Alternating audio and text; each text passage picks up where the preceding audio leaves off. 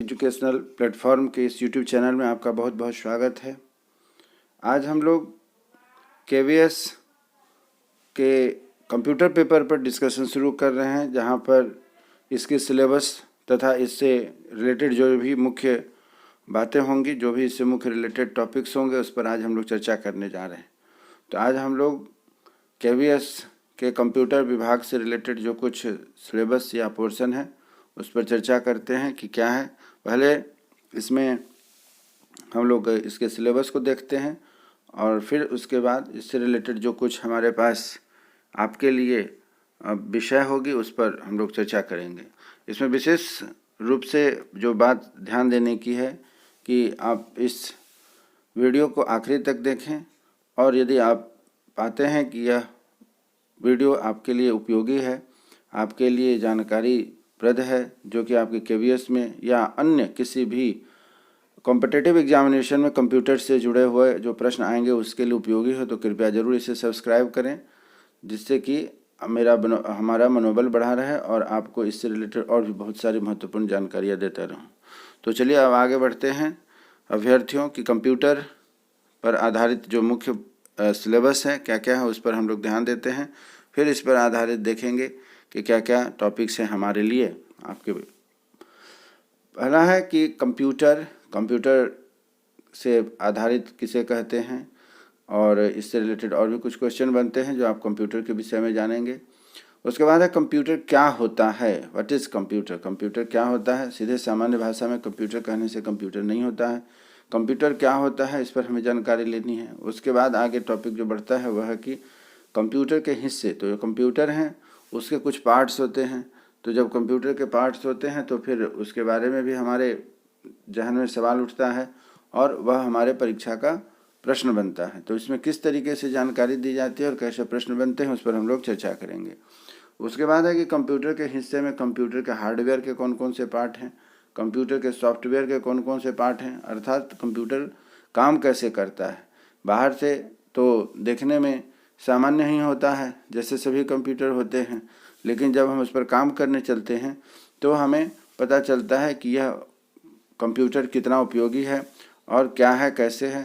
तो जब आज के वर्तमान में शिक्षा से हम जोड़ते हैं कंप्यूटर को, तो पता चलता है कि आज का जो शिक्षा है कंप्यूटर पर बहुत ही आधारित हो चुका है, क्योंकि हर जगह आईटी इंफॉर्मेशन टेक्नोलॉजी की बात होती है। तो इन्फॉर्मेशन कहाँ से आता है, टेक्नोलॉजी से आता है। और टेक्नोलॉजी कौन कौन सी हैं जिसका प्रयोग हम अपने एजुकेशन में करते हैं, विशेष करके केंद्रीय विद्यालय जैसा जो बड़ा संस्थान है, शिक्षा का बहुत बड़ा केंद्र है, उसमें कंप्यूटर किस तरह से उपयोगी हमारे लिए कारगर सिद्ध होता है, कितना उपयोगी है, हम इसको अपने शिक्षा से जोड़ करके कैसे बना सकते हैं, यह तभी पता चलेगा जब हम इसके बारे में विस्तृत जानकारी रखेंगे।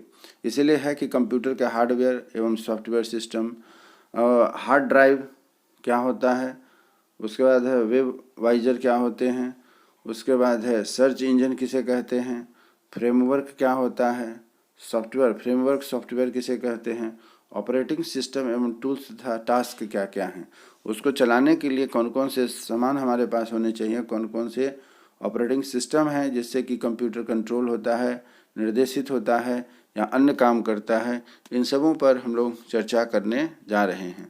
तो यह था आपका केवीएस पर आधारित सिलेबस। अब सिलेबस को ध्यान में रखते हुए आगे बढ़ते हैं कि हमारे पास टॉपिक कौन कौन से हैं जिस पर कि हम आपको आगे चर्चा करके बताने वाले हैं। तो अब बात आती है कि कंप्यूटर हम किसे कहते हैं। तो कंप्यूटर का परिचय, कंप्यूटर किसे कहते हैं। तो कंप्यूटर एक शब्द की उत्पत्ति भाषा कंप्यूट शब्द से हुई है। कंप्यूटर किसे कहते हैं, तो कंप्यूटर शब्द की उत्पत्ति लैटिन भाषा के कंप्यूट शब्द से हुई है, जिसका अर्थ होता है गणना करना, जिससे हम लोग कंप्यूट करते हैं। इसी से बना है कैलकुलेटर, कंप्यूटर, ये सभी क्या है कि गणना करने के विषय हैं। इसलिए कहा गया कि कंप्यूटर शब्द की उत्पत्ति लैटिन भाषा के कंप्यूटर शब्द से हुई है, जिसका अर्थ होता है गणना करना। कंप्यूटर एक इलेक्ट्रॉनिक डिवाइस है। कंप्यूटर एक इलेक्ट्रॉनिक डिवाइस है, अर्थात एक यंत्र है, संयंत्र है, जो संख्यात्मक या तार्किक आंकड़ों को तीव्र गति से सटीकता तथा यथार्थ के साथ संचित, नियंत्रित एवं संधारित कर सकता है। क्या कहा गया है? यह एक यंत्र है। कंप्यूटर एक इलेक्ट्रॉनिक संयंत्र है जो संख्यात्मक या तार्किक आंकड़ों को तीव्र गति से, किस तरीके से करता है? तीव्र गति से, और साथ ही साथ सटीकता और यथार्थता के साथ संचित, नियंत्रित एवं संधारित कर सकता है। कंप्यूटर के कार्य को समझने के लिए महत्वपूर्ण प्रयुक्त शब्द बनाए गए हैं। अर्थात जैसे हमारी अपनी एक दूसरे से बात करने की भाषा होती है, उसी प्रकार से कंप्यूटर की भी भाषा होती है। कंप्यूटर उसी भाषा को समझता है और फिर हमें उस हिसाब से वह जवाब देता है। जिस तरीके से हम आपस में एक दूसरे से बात करते हैं, उसी तरीके से कंप्यूटर को भी आपस में मनुष्य जब काम करता है, बात करता है, तो उसकी अपनी भाषा है जिसमें कंप्यूटर समझता है और फिर वह हमारी भाषा में जवाब देता है। चलिए मित्रों, अब आगे बढ़ते हैं। इससे रिलेटेड अगला जो हमारा विषय है उस पर ध्यान देते हैं कि क्या है।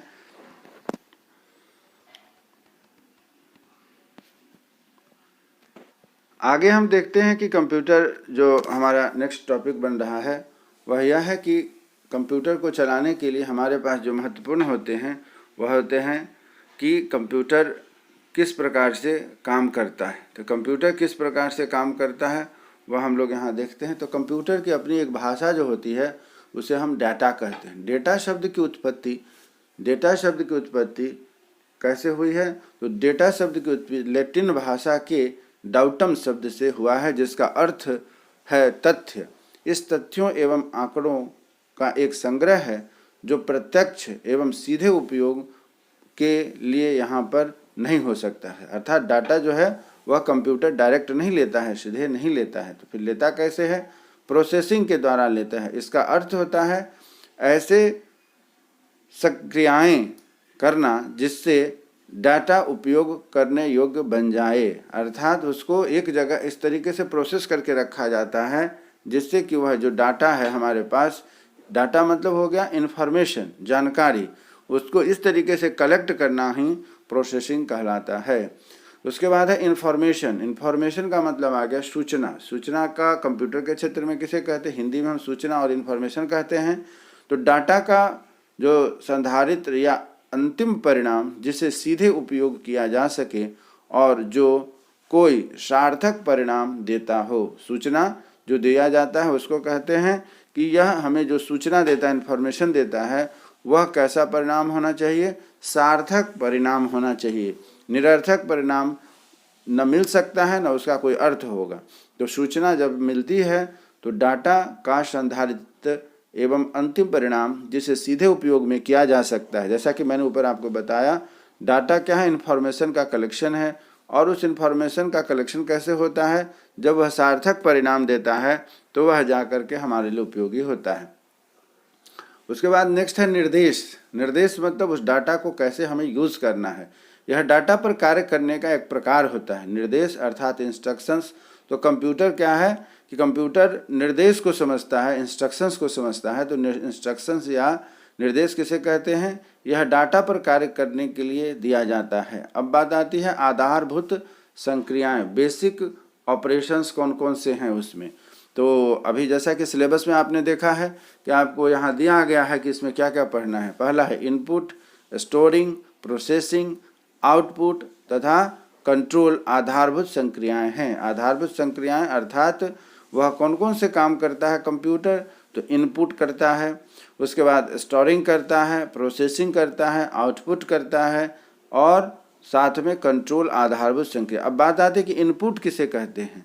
तो जब हम सूचना किसी कीबोर्ड के माध्यम से या फिर माउस के माध्यम से या किसी अन्य माध्यम से जब हम उस सिस्टम में मोबाइल कंप्यूटर में जब जानकारी डालते हैं, अपनी क्वेरी डालते हैं, अपनी जो जानकारी है उसको प्राप्त करने के लिए हम उसमें जब इंफॉर्मेशन डालते हैं तो वह क्या है कि सिस्टम इसको पहले स्टोर करता है कुछ सेकंड के लिए और सेकंड करने के बाद वह प्रोसेस करता है। जैसे कि 2 + 2 आपको करना है तो पहले 2 + 2 अगर करना है तो आप पहले 2 डालते हैं, फिर प्लस का साइन डालते हैं, फिर 2 डालते हैं। तो कुछ सेकंड तक वह अपने अंदर रखता है। फिर जब आप इक्वल का साइन जैसे ही मारते हैं तो वह तुरंत जब आप प्रोसेसिंग करके तो वहाँ पर क्या है, प्रोसेसिंग होता है और आउटपुट में आपको मॉनिटर पर 4 दिखाई देता है। फिर आप कंट्रोल करने के कंट्रोल से अभिप्राय है कि उस डाटा को आप आगे या तो डिलीट कर देते हैं, ख़त्म कर देते हैं, फिर आगे की यदि कोई सिस्टम करनी होती है, प्रक्रिया करनी होती है, तो आप उसको आगे की ओर अग्रसारित करते हैं। ठीक है, तो इस तरीके से आधारभूत क्रियाएं कौन कौन सी हो गई? इनपुट, प्रोसेसिंग, स्टोरिंग, आउटपुट एवं कंट्रोल आधारभूत संक्रियाएं। अब इसमें प्रश्न आपका यह बनता है कि प्रश्न पूछा जाएगा कि आधारभूत संक्रियाएं कौन कौन सी नहीं हैं। तो आपको याद रखना होगा कि आधारभूत संक्रियाएं किसे कहा जाता है? इनपुट, स्टोरिंग, प्रोसेस, आउटपुट और कंट्रोल, इनको हम क्या कहते हैं? आधारभूत संक्रियाएं कहते हैं। इसी तरीके से आपसे प्रश्न बनेगा कि निर्देश अर्थात इंस्ट्रक्शन किसे कहते हैं? तो डाटा पर कार्य करने का एक प्रकार होता है जिसमें कि हम लोग निर्देश या इंस्ट्रक्शंस कहते हैं। अब आगे बढ़ते हैं कि हमारे पास जो अगला इसी से रिलेटेड टॉपिक है वह है कि इनपुट यूनिट किसे कहते हैं, सेंट्रल प्रोसेसिंग यूनिट किसे कहते हैं और इसके कौन कौन से अंग होते हैं। तो इनपुट डिवाइस, जैसा कि हम देख रहे हैं यहाँ पर इनपुट यूनिट कौन कौन से हैं। तो यहाँ हम सभी देख रहे हैं कि इनपुट में आते हैं कि वह डाटा जो निर्देश जो उसको दे दिए जाते हैं। दूसरे हैं वह स्वीकृत निर्देश जो मशीन में बदल देता है, मशीन भाषा में। जैसा कि हमने अभी आपको शुरू में बताया कि हमारी भाषा में सिस्टम काम नहीं करता है, तो सिस्टम का काम क्या है कि हमारी भाषा को कोडिंग डिकोडिंग करता है। तो यही बात कही जा रही है कि यह स्वीकृत निर्देशों को मशीन भाषा में बदलती है। और तीसरा है कि यह प्रोसेसिंग के लिए परिवर्तित निर्देश सेंट्रल प्रोसेसिंग यूनिट को देता है। अर्थात जो सेंट्रल प्रोसेसिंग यूनिट को हम लोग क्या कहते हैं? ब्रेन ऑफ कंप्यूटर कहते हैं। कंप्यूटर का दिमाग कौन है? सीपीयू है। सीपीयू को कंप्यूटर का दिमाग कहते हैं। तो वह क्या है, उस सूचना को जो हम देते हैं उसको कलेक्ट करता है और उस पर प्रोसेसिंग करके हमें आउटपुट के रूप में प्राप्त होता है। अब बात आती है कि सेंट्रल प्रोसेसिंग यूनिट किसे कहते हैं। तो कंप्यूटर, यहाँ पर आपको इस पर बताया जा रहा है कि कंप्यूटर के सभी प्रोसेसिंग कार्य इसी के द्वारा संपन्न होते हैं। जैसे हमारे शरीर में मस्तिष्क होता है जिससे शरीर का सारा नियंत्रण होता है, उसी प्रकार सीपीयू अर्थात सेंट्रल प्रोसेसिंग यूनिट है जिसके द्वारा पूरे शरीर का कार्य नियंत्रित और संचालित होता है। इसे कंप्यूटर का मस्तिष्क भी कहा जाता है। यह प्रश्न बहुत इंपॉर्टेंट है कि आपको परीक्षा में पूछता है कि कंप्यूटर का मस्तिष्क किसे कहा जाता है। तो आपको याद रखना होगा कि उसे हम कंप्यूटर सीपीयू अर्थात सीपीयू सेंट्रल प्रोसेसिंग यूनिट होता है जिसे हम कंप्यूटर का मस्तिष्क कहते हैं। दूसरा, इसी से एक और प्रश्न बनता है कि सेंट्रल प्रोसेसिंग यूनिट अर्थात सीपीयू का फुल फॉर्म क्या होता है। तो आपको बताना पड़ेगा, इसे हम सेंट्रल प्रोसेसिंग यूनिट कहते हैं। इसी तरह इसमें तीसरा प्रश्न है कि यह कंप्यूटर सिस्टम के सभी भागों को नियंत्रित करता है। अर्थात प्रश्न बनेगा कि कंप्यूटर का नियंत्रण कहाँ से होता है। तो हम उसे कहेंगे कि सीपीयू के द्वारा कंप्यूटर के सारे कार्य नियंत्रित होते हैं। अब आगे प्रश्न है हमारे पास कि कंप्यूटर के कौन कौन से अंग होते हैं। इस पर हमें विशेष करके ध्यान देना है, इससे भी प्रश्न आपका बनता है। इसमें कौन कौन से कंप्यूटर के अंग होते हैं। तो सीपीयू के 3 अंग होते हैं। ठीक है, सीपीयू के 3 अंग होते हैं जिसे कि हम लोग अर्थमेटिकल एंड लॉजिक यूनिट भी कहा जाता है। परीक्षा में आपको शॉर्ट में दे देगा ALU का फुल फॉर्म बताएं, चाहे ALU क्या होता है। तो ALU जैसा नाम से ही पता, अर्थमेटिकल अर्थात गणितीय काम होता होगा। तो यह सभी गणितीय यह क्या काम होता है? यह गणितीय एवं तार्किक क्रियाओं को संपन्न करता है। यह कोई छोटा लोकेशन जिसे कि रजिस्टर कहा जा सकता है से मिल करके बना होता है और इसे 2 भागों में बांटते हैं। एक का नाम होता है अर्थमेटिकल सेक्शन और दूसरे का काम होता है लॉजिकल सिस्टम। ध्यान से देखिएगा, ALU का फुल फॉर्म होता है, आपसे पूछा जाएगा परीक्षा में कि ALU किसे कहते हैं। तो अर्थमेटिकल लॉजिक यूनिट कहते हैं और इसे 2 भागों में बांटा गया। एक है अर्थमेटिकल सेक्शन और दूसरा होता है लॉजिकल सेक्शन। अर्थमेटिकल सेक्शन जैसा नाम से ही स्पष्ट होता है कि इसमें हम लोग मूल रूप से गणना संयोजन के द्वारा जटिल गणितीय संक्रियाओं को संपन्न करते हैं। जैसा कि यहाँ नाम से स्पष्ट है कि इसमें हम लोग इस पार्ट में अर्थमेटिकल सेक्शन में, अर्थमेटिकल जो सेक्शन है सीपीयू का, इसमें हम लोग मैथमेटिकल गणितीय जो कठिन गणना होती है उसको करते हैं और लॉजिकल में इसमें मुख्य रूप से तुलना, चयन, डाटा रूपांतरण जैसे सभी कार्यों को किए जाते हैं। तो यह हो गया ALU अर्थात अर्थमेटिकल लॉजिक यूनिट। दूसरा है कंट्रोल यूनिट। कंट्रोल यूनिट, इस यूनिट से मेमोरी एवं मेमोरी से अर्थमेटिक लॉजिक यूनिट को डाटा स्थानांतरित किया जाता है। कहने का मतलब हुआ, जो हम इनके पास क्या करते हैं, कुछ सूचना देते हैं, यह सूचना कहाँ भेजता है, यह सूचना को भेजा जाता है मेमोरी में अर्थमेटिकल लॉजिक यूनिट को डाटा स्थानांतरित करके फिर आदेश देता है। वहाँ जो डाटा इन्फॉर्मेशन रहती है उसके आधार पर हमारे पास उसका रिप्लाई, उसका जवाब दिया जाता है। थर्ड पॉइंट है इसका मेमोरी। मेमोरी किसे कहते हैं?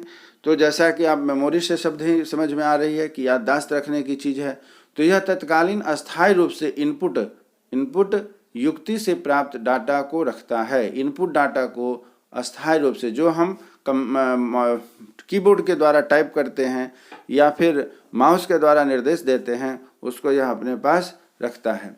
तो कहा गया कि यह तत्कालीन अस्थायी रूप से इनपुट युक्ति से प्राप्त डाटा को अपने पास रखता है। यह संसाधित किए जा रहे डाटा और उत्पन्न किए जाने वाले मध्यस्थ परिणामों को भी रखता है। यह सिस्टम सॉफ्टवेयर तथा एप्लीकेशन सॉफ्टवेयर की प्रयोग को रखता है। यहाँ पर देखिए प्रश्न यह बनता है कि कौन है जो कि इसका काम करता है, तो मेमोरी का काम है सिस्टम सॉफ्टवेयर एवं एप्लीकेशन सॉफ्टवेयर। अब आपको मैं बताना चाहता हूँ कि सिस्टम सॉफ्टवेयर क्या होता है और एप्लीकेशन सॉफ्टवेयर क्या होता है।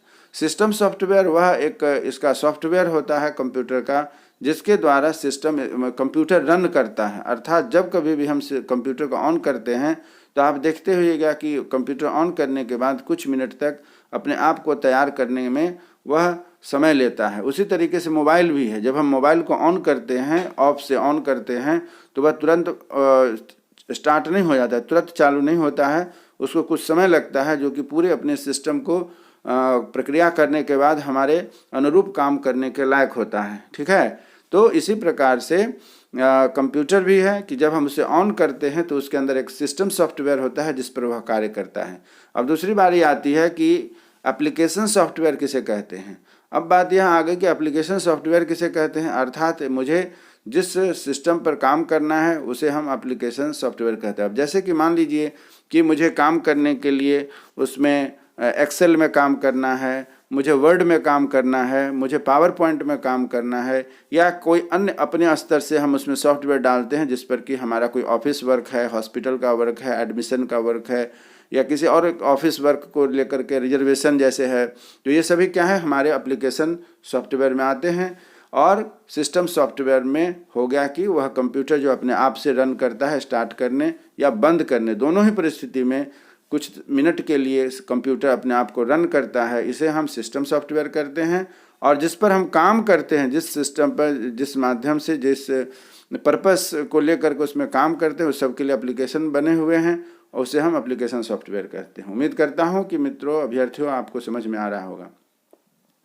मुख्य मेमोरी को दो भागों में बांटा गया, एक का नाम है रैम और दूसरे का नाम है रोम। यह भी बहुत बहुत इंपॉर्टेंट सवाल है, आपके परीक्षा में हमेशा पूछे जाते हैं कि रैम और रोम क्या होता है। तो आप ध्यान देंगे, रैम क्या होता है, रोम क्या होता है।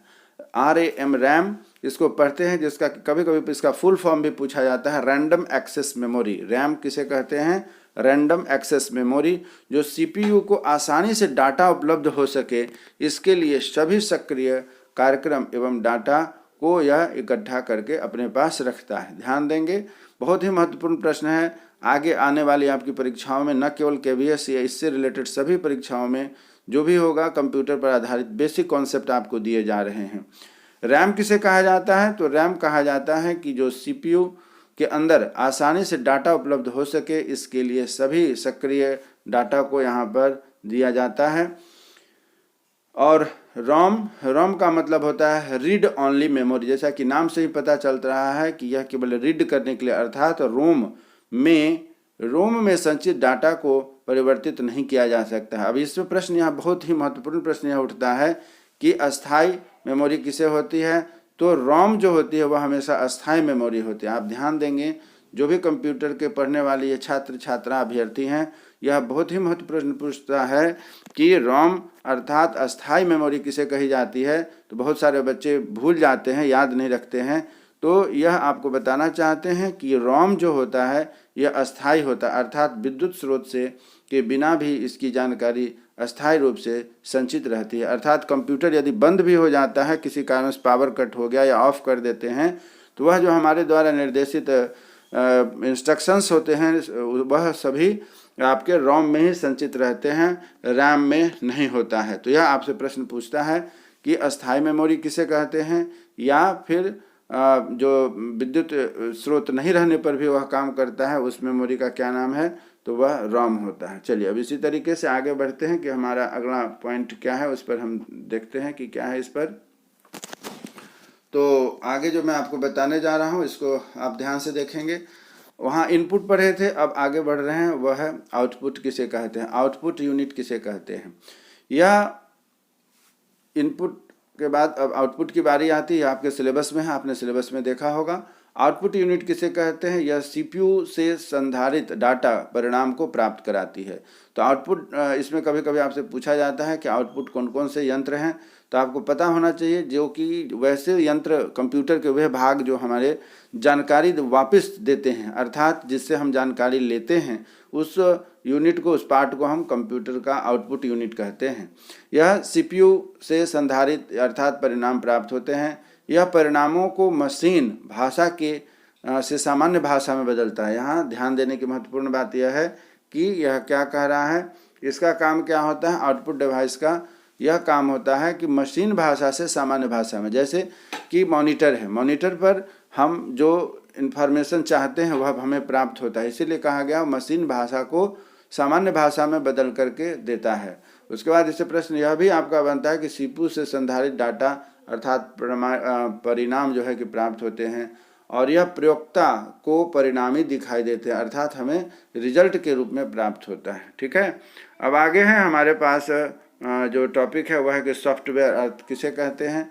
सॉफ्टवेयर के बाद हार्डवेयर आता है। चलिए कोई नहीं, आगे बढ़ते हैं कि सॉफ्टवेयर किसे कहा जाता है। तो यहाँ पर हम लोग जो देखने जा रहे हैं या देखते हैं वह यह है कि सॉफ्टवेयर में विशेष करके आपसे जो बात बनती है, जो पूछा जाता है आपको, वह यह रहता है कि सॉफ्टवेयर का कैसे क्या है। तो सिस्टम सॉफ्टवेयर किसे कहते हैं, यह निर्देशों का एक समुच्चय है, अर्थात सेट ऑफ इंस्ट्रक्शंस। हम लोग जो कहते हैं सॉफ्टवेयर क्या है, सेट इंस्ट्रक्शंस होता है। तो इसमें क्या होता है कि कंप्यूटर सूचना संसाधित करने के निर्देश को देता है। यह मुख्यतः 3 प्रकार के होते हैं। एक होता है सिस्टम सॉफ्टवेयर, दूसरा होता है एप्लीकेशन सॉफ्टवेयर, और तीसरा होता है यूटिलिटी सॉफ्टवेयर।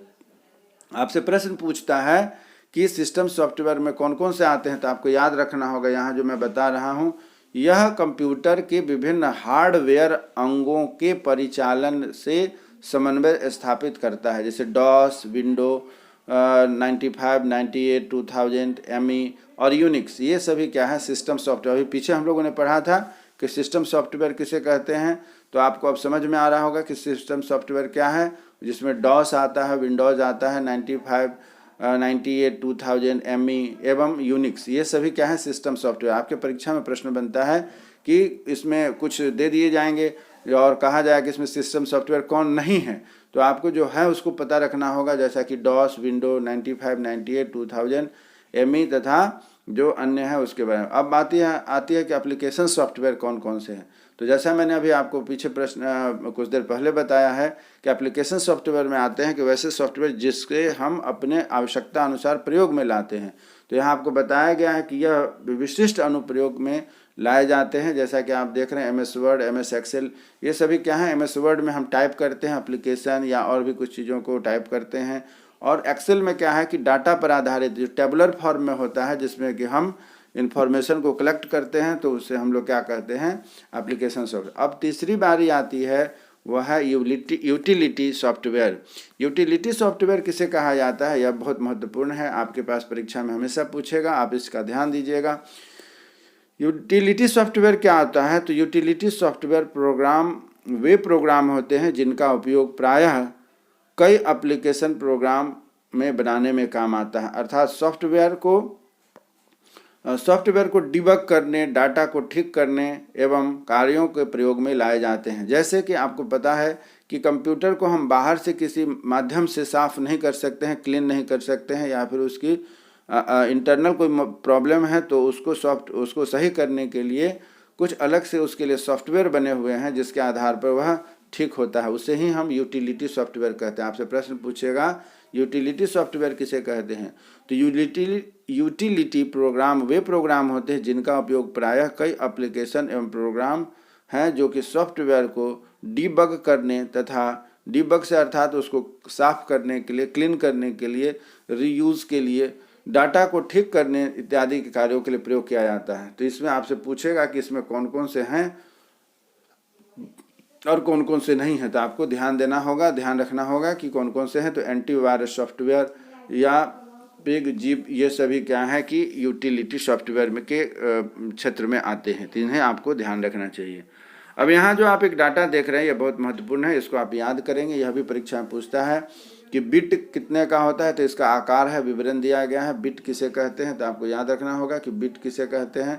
बिट मतलब होता है एक बाइनरी डिजिट। यह फुल फॉर्म पूछता है अभ्यर्थियों, आप ध्यान रखेंगे।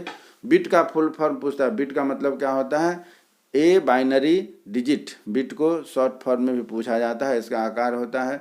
उसके बाद इसकी विवरण क्या होती है, 0 और 1, 0 1 को संचित करता है तो 1 बिट कहलाता है।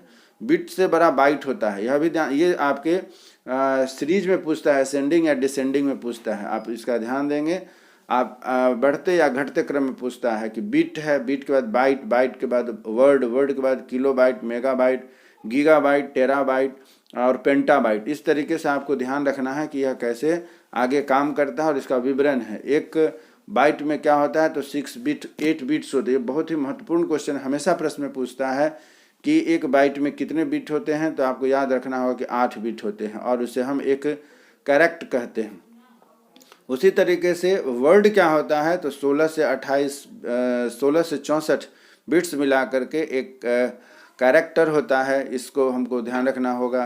किलोबाइट अर्थात केबी होता है, मेगाबाइट अर्थात एमबी होता है, जिसे 1 मिलियन बाइट कहते हैं। जीबी मतलब 1 गीगाबाइट होता है और टीबी मतलब 1 टेराबाइट होता है। तो इस तरीके से हमें करना है। उसके बाद है इसी तरीके से 1 मेगाबाइट होता है, पेंटाबाइट होता है।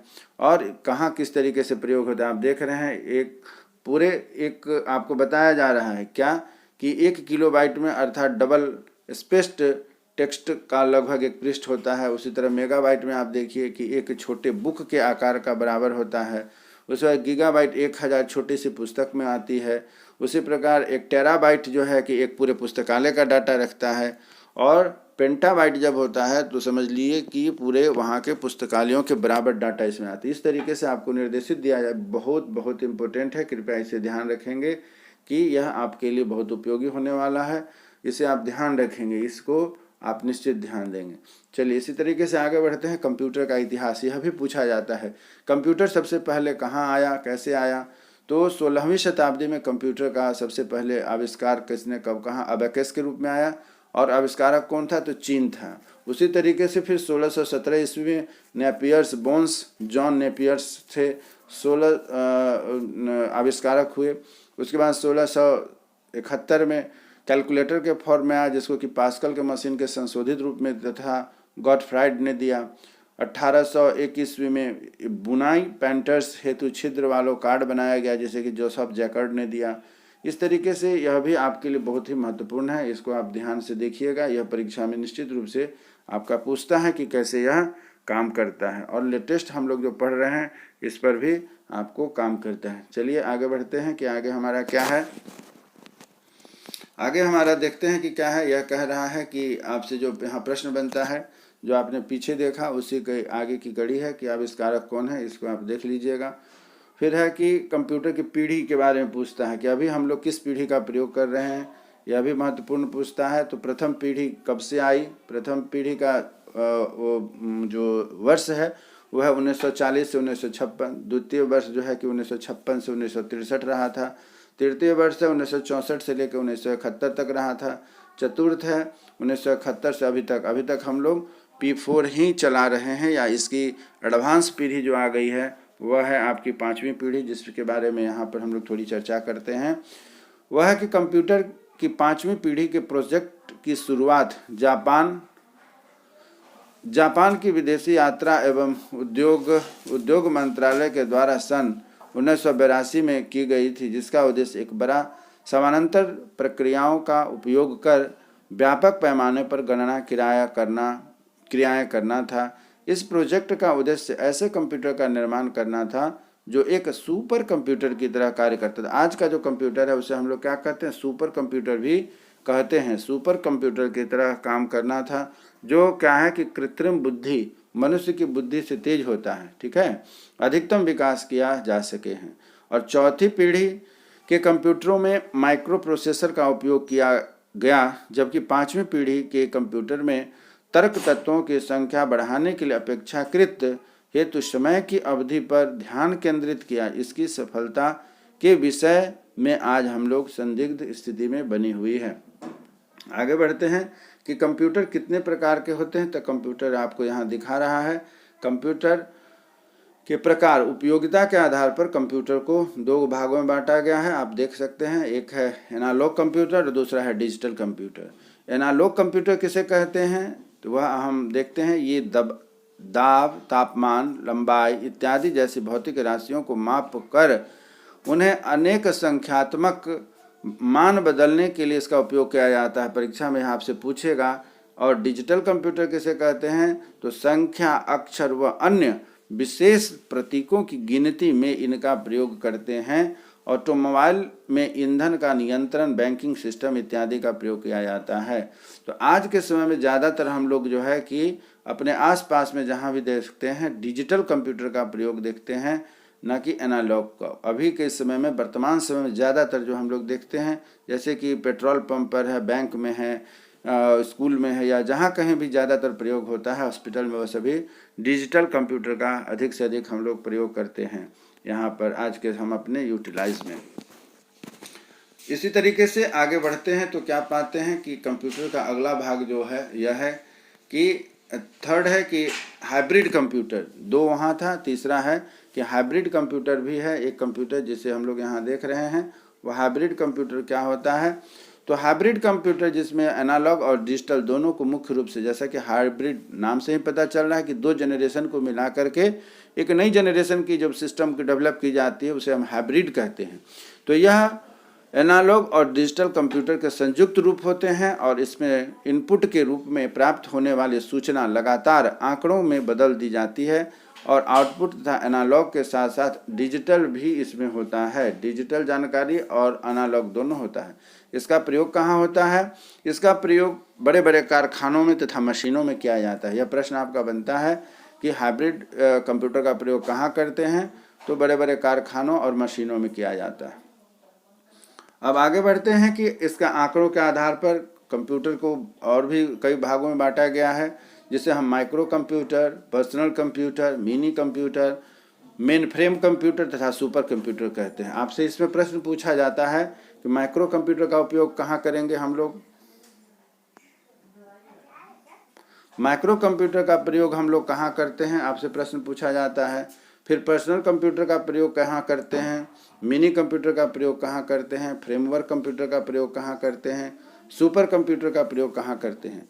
तो आप इसे आराम से पढ़ करके समझ सकते हैं कि माइक्रो कंप्यूटर यह सर्वाधिक छोटा कंप्यूटर होता है जिसमें ALU और CPU एक ही चिप लगे होते हैं, इसे हम माइक्रो कंप्यूटर कहते हैं। पर्सनल कंप्यूटर, जैसा कि नाम से पता चल रहा है कि यह सिंगल यूजर सिस्टम होता है। क्या होता है, यह सिंगल यूजर सिस्टम होता है और इसका प्रयोग सामान्यतः व्यवसाय में किया जाता है। तीसरा है मिनी कंप्यूटर। ये माइक्रो कंप्यूटर से अधिक क्षमतावान होते हैं, माइक्रो कंप्यूटर से ज़्यादा क्षमतावान होते हैं और इसका प्रयोग मुख्य रूप से डाटा को अधिक तेज़ी से संचालित करने में किया जाता है। और चौथा है मेन फ्रेम कंप्यूटर। तो यह कौन सा कंप्यूटर होता है, यह अति उच्च भंडारण क्षमता, मतलब स्टोरेज कैपेसिटी इसकी बहुत ज़्यादा होती है और इसका प्रयोग हम लोग जो है कि प्रयोग मुख्य रूप से करते हैं कि बैंक और बड़ी कंपनियों के, सरकारी कंपनियों में इसका प्रयोग किया जाता है। तो इस तरीके से यह बहुत ही उपयोगी होता है। और लास्ट है 5वां कंप्यूटर, सुपर कंप्यूटर। आज वर्तमान समय में सुपर कंप्यूटर पर आधारित भी प्रश्न बहुत सारे बनते हैं।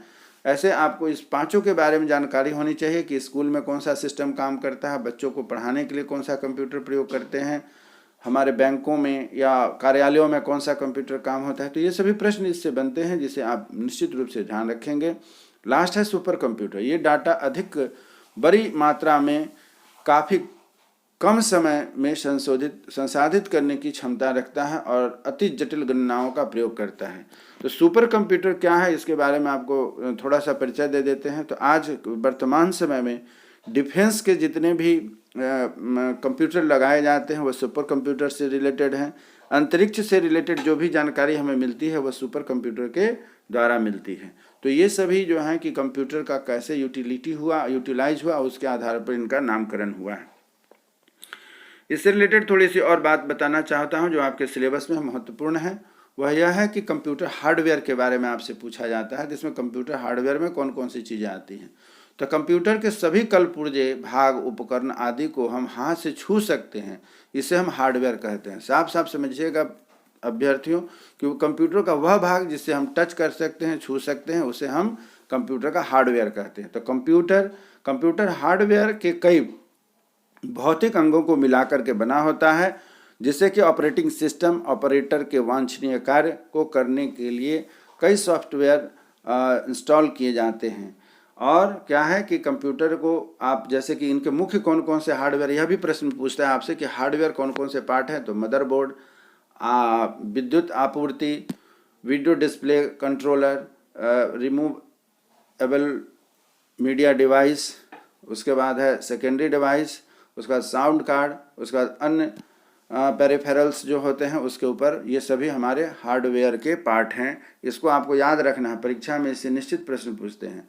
और एक प्रश्न बनता है कि इनपुट डिवाइस किसे कहते हैं या आउटपुट डिवाइस किसे कहते हैं, यह भी प्रश्न बनते हैं। तो इनपुट डिवाइस किसे कहा जाता है, तो आप देखिए कि वैसे इनपुट युक्तियों के द्वारा हम कंप्यूटर पर असंसाधित डाटा भेजते हैं, अर्थात जो हमारे पास क्वेरी के लिए डाटा होती है उसको हम इनपुट डिवाइस के द्वारा कंप्यूटर के अंदर डालते हैं, भेजते हैं।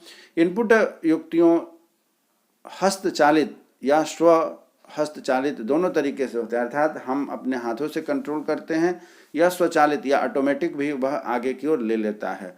तो हस्तचालित इनपुट युक्तियाँ कौन कौन सी हैं, तो उसके लिए कीबोर्ड आपसे प्रश्न पूछता है, इसको बहुत अच्छे से आप लोग ध्यान देंगे।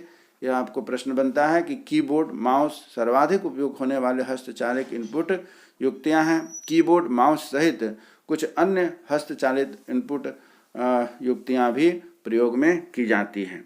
जैसा कि आप देख रहे हैं कि यह, मुझे उम्मीद है कि वीडियो थोड़ा लंबी हो जाएगी, फिर भी हमने बहुत सारा प्रयास किया है कि आपको अधिक से अधिक इसमें जानकारी दी जा सके, जिससे कि आपका समय अभी कम है और अधिक से अधिक जानकारी आपको देने से आपके लिए समय का सदुपयोग हो जाएगा। फिर भी मैं प्रयास करता हूं कि आपके पास जो समय की कमी है उसको ध्यान में रखा जाए।